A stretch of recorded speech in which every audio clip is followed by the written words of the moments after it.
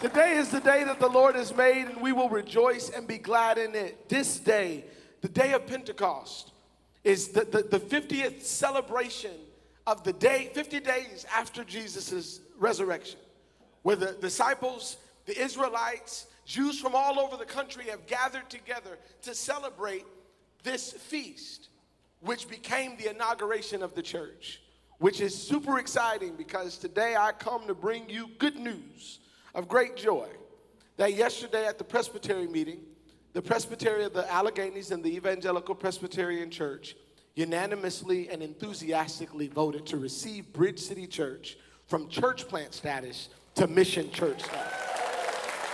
Amen.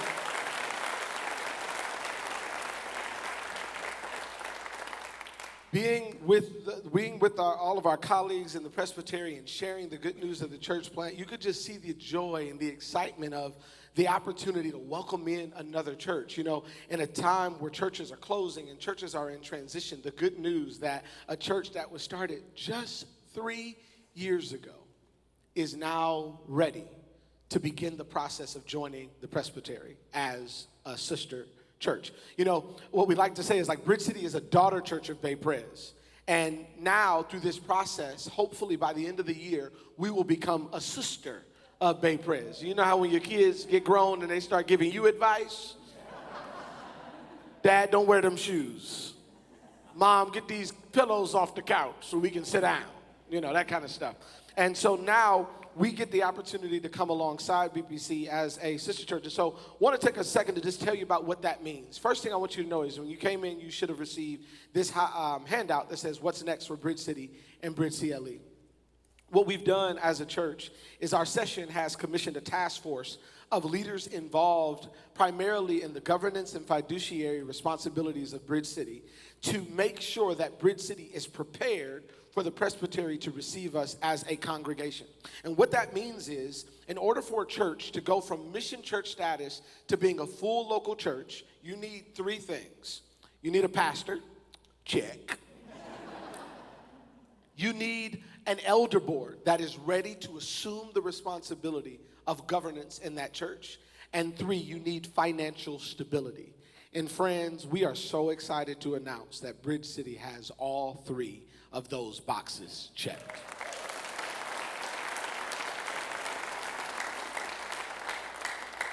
And so now the task force job is to gather together to make sure that all of the accounts and the budget and the decisions, the governance, and all those things are in place, including tax filing status, all this stuff that is like they don't teach you in seminary. I want to tell people about Jesus, and they're like, you got to come to this business meeting first. It's like, really? You know, and so that is what the task force will be doing, is making sure that Bridge City meets all of those requirements and has everything it needs to become a full local church. And I just want to share from my pastor's heart that I'm so grateful that we did this together. What I told the Presbytery was, as a model, I believe that Bridge City only exists at the level of capacity and health it does because we were planted by a mother church that we still have relationship with today. Last week, we ran out of communion. So I called over here. Say, y'all got some communion? You know what I mean? You know what I'm saying?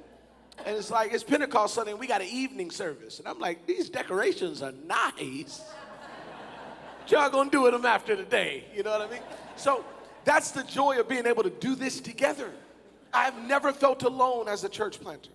Our community has never felt like they had to recreate the wheel because we had a healthy system. And you know, like they say, it takes a village to raise a child. It takes a community to raise a church.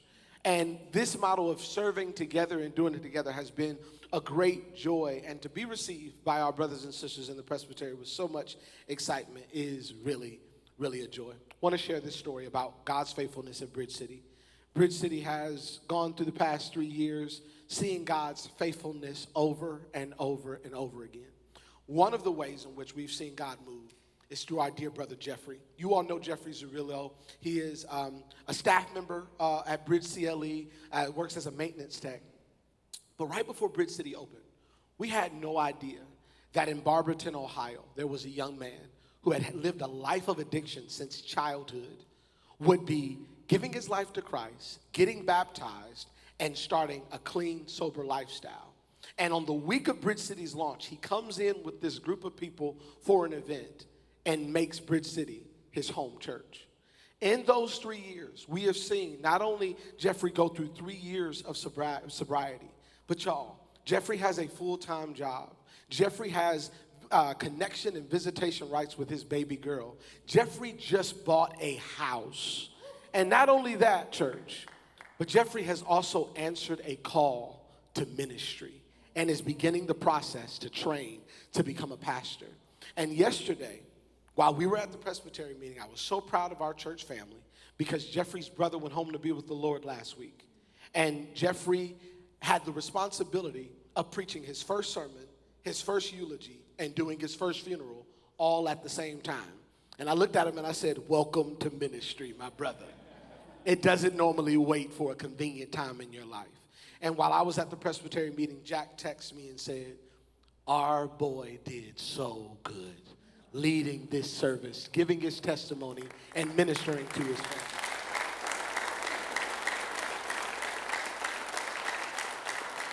So, your continued prayers and faithfulness to God and to the gospel is why this church exists so holistically in the city. And we are marked with the love and the legacy of Bay Presbyterian Church, whether we like it or not.